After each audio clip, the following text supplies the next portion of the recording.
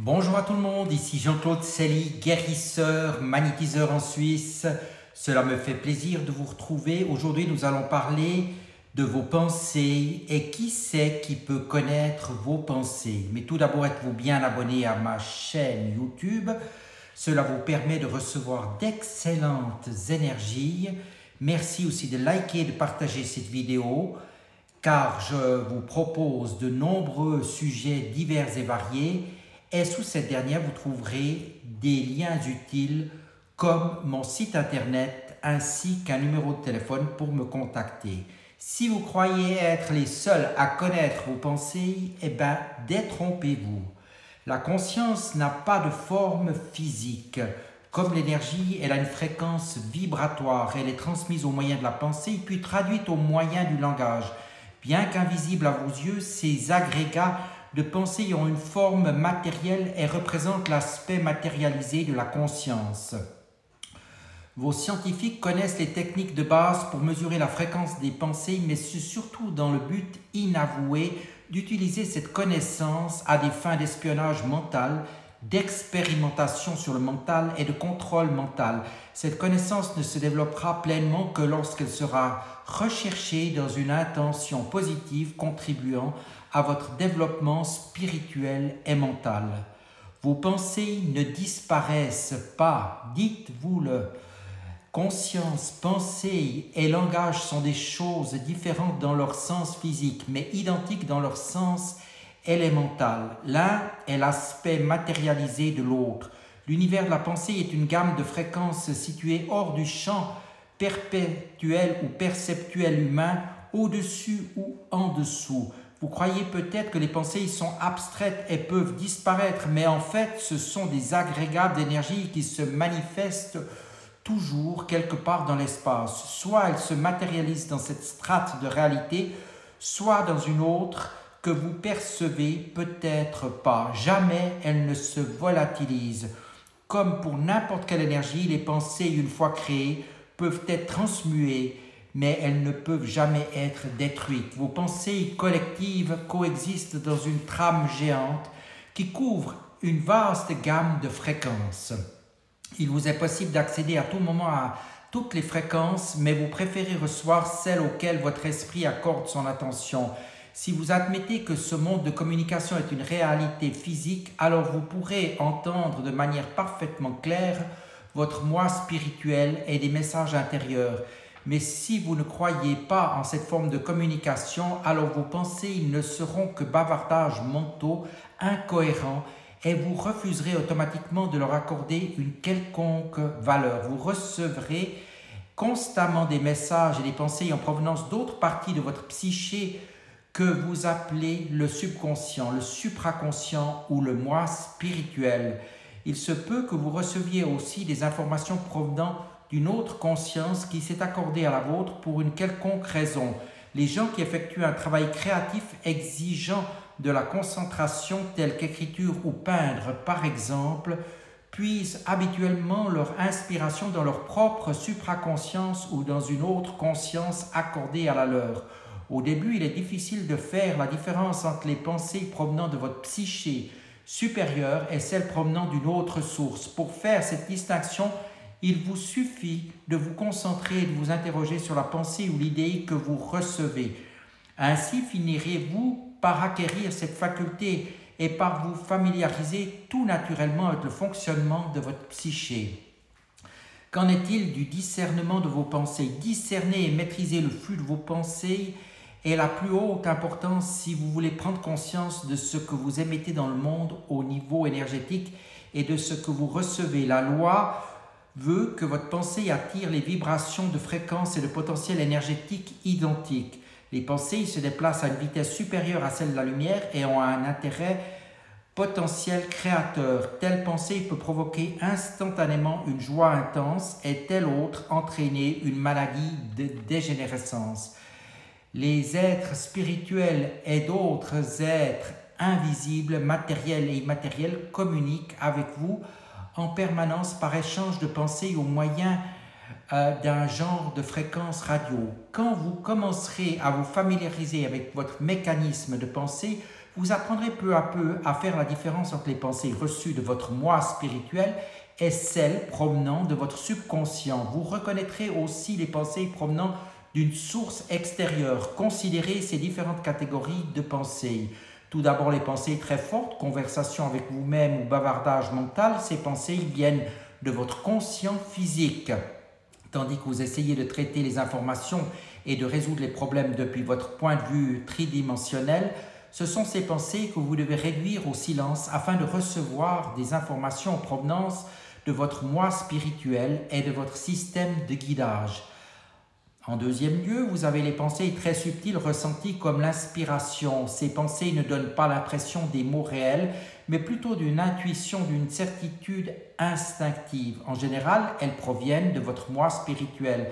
C'est votre système de guidage centré dans la vérité universelle qui convient et qui est conscient de votre parcours spirituel, vous envoie des messages à ce propos. Il se peut aussi que des guides spirituels vous transmettent leur communication télépathique sous forme d'inspiration ou de certitude instinctive se mêlant de façon subtile à vos pensées individuelles.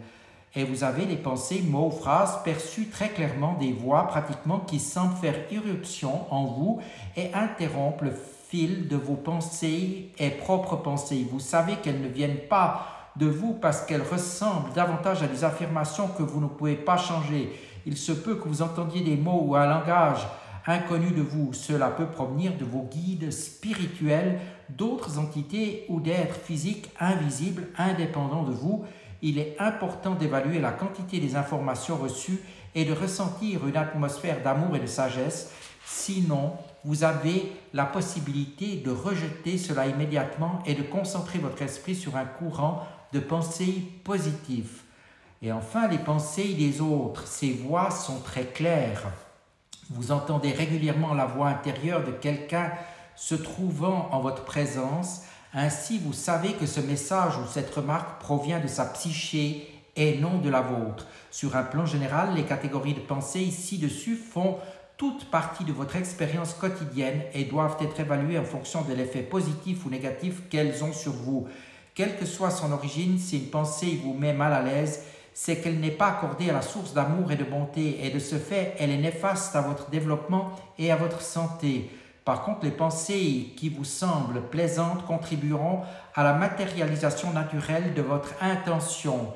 La connaissance et le discernement des pensées a pour but d'accélérer votre compréhension de votre réalité invisible et aussi de vous faire prendre en main votre esprit et votre faculté créatrice afin de diriger vos pensées avec prudence, consciemment et positivement. Ainsi éviterez-vous d'être victime d'entités fourbes ou d'influences trompeuses, visibles ou invisibles. Il n'y a pas de source du mal dans l'univers, mais il y a des pensées et des énergies maléfiques ou négatives créées par des humains et d'autres êtres au sein de la matrice mentale humaine. C'est pourquoi vous pourriez, sans le vouloir, être soumis à une pensée ou une entité négative éphémère, matérielle ou immatérielle. Selon les lois divines, aucune énergie maléfique ne peut être imposée à un être humain s'il ne l'a pas invité consciemment ou inconsciemment.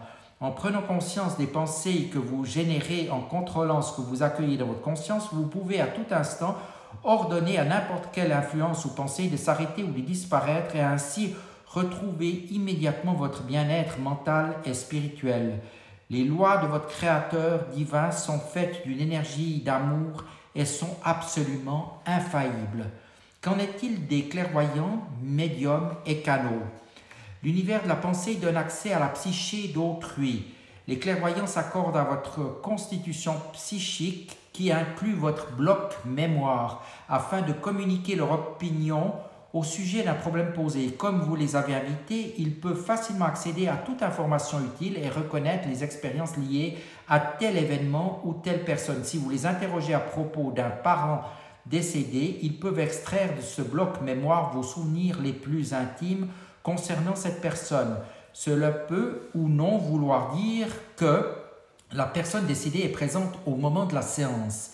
Il peut sembler en être ainsi, alors qu'en fait le clairvoyant ou le médium est en communication télépathique avec le défunt ou bien n'extrait simplement des souvenirs ou des informations de sa psyché et vous les retransmet. Le plus souvent, les défunts quittant cette réalité psychique ou physique dans les 3 jours et demi après leur décès et du fait de leur transformation de leur état de conscience, ils n'ont qu'une vague de souvenirs de leur vie sur Terre. Aussi, ne peuvent-ils pas se souvenir clairement de leurs parents encore incarnés ni communiquer directement avec eux car ils gagnent rapidement d'autres plans de conscience. On peut comparer cette transformation de conscience au moment du réveil quand on perd pratiquement tout souvenir des expériences vécues dans l'état de rêve. Les canaux et les médiums autorisent une entité incorporelle à pénétrer en eux. Ceci a normalement fait l'objet d'un accord prénatal, mais on en a rarement conscience. Il s'agit généralement des 2 esprits proches qui se trouvent dans la réalité physique à un moment convenu par avance. Le but de telle opération est de permettre à l'esprit invité, normalement un groupe d'âmes évoluées, d'accéder à la réalité physique par l'intermédiaire de l'appareil physique de leur homologue. Ils ont la possibilité de participer à diverses expériences avec l'individu incarné et aussi de transmettre des messages importants à la dimension physique. Ils utilisent en général les cordes vocales de l'individu incarné et opèrent dans le cadre des restrictions cognitives imposées à cet individu. Il faut bien comprendre qu'une telle entité ne peut venir loger dans le corps d'un autre individu incarné sans y avoir été invité par celui-ci consciemment ou inconsciemment. C'est pourquoi les cas de possession et les manifestations d'esprit frappeurs constituent les transgressions passagères et inoffensives de cet accord divin. Elles peuvent être rectifiées quand l'individu comprend le caractère irréfutable de ces lois et demande à être libéré de l'entité perturbatrice. Médiums et clairvoyants ont accès à des informations du monde des probabilités. Il leur est possible d'observer et de confirmer des événements à venir uniquement quand le mouvement de vos intentions et de vos pensées est suffisamment fort pour que le résultat final ne puisse plus être changé. En général, vous avez encore la possibilité de changer le résultat si vous le voulez. Vous êtes toujours maître de votre destin et la révélation du médium ne doit être utilisée qu'à titre indicatif. Les médiums qui tentent de prédire les événements mondiaux accèdent à une connaissance planétaire plus complexe, sujette à de constantes modifications. Émettre des pensées produit une modification de la fréquence de la matrice collective, ce qui détermine alors de nouvelles conséquences.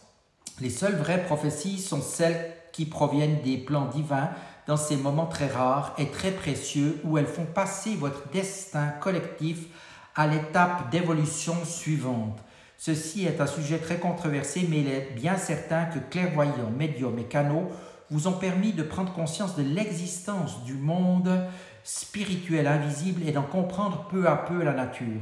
Toutefois, le véritable développement spirituel est de nature personnelle, une affaire entre votre conscience et celle de votre Créateur divin. Et qu'en est-il finalement de l'univers de la probabilité? Sans la probabilité, il n'y aurait pas d'expérience. Si vous connaissiez par avance le résultat de chaque pensée ou action, vous ne pourriez pas en faire l'expérience. Votre expérience dans la physique ne servirait à rien. Chaque fois que vous pensez, vous émettez dans l'univers des informations concernant vos désirs. Et l'univers les traduit en une forme d'énergie pouvant soit matérialiser, soit créer une nouvelle réalité dans une autre strate dimensionnelle, un autre champ dimensionnel. Cependant, vous pouvez être certain que tout ce que vous pensez se matérialise ou est transmuté ou transmué en une forme d'énergie. C'est pourquoi l'univers de la pensée est aussi celui de la probabilité. Vos pensées se manifestent et transportent leur intention dans cette réalité ou dans une autre.